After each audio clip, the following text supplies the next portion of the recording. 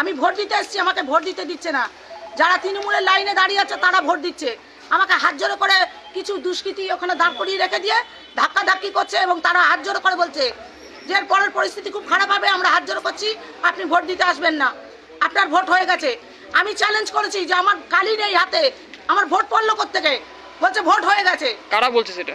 এই তৃণমূলের যত দুষ্কৃতী এনে দাঁড় করিয়ে রেখেছে সামনে। তাহলে আপনি ভোট দিতে পারেননি? আমি ভোট দিতে পারিনি, আমি চলে যাচ্ছি। ওরা কি সন্ত্রাস করছে? হ্যাঁ, ওরা সন্ত্রাস করছে, ওরা গায়ের উপরে উঠে আসছে, ওরা সন্ত্রাস করছে, গায়ের উপরে উঠে আসছে। মহিলাদের গায়ের উপরে উঠছে? হ্যাঁ, গায়ের উপরে। আমরা 4 জন মহিলাই ছিলাম, ওরা ভয় চলে গেছে, আমি একা দাঁড়িয়ে ছিলাম যে আমি যাবো ভোট দেবো, বলে যান, তার পরিস্থিতি খারাপ হবে।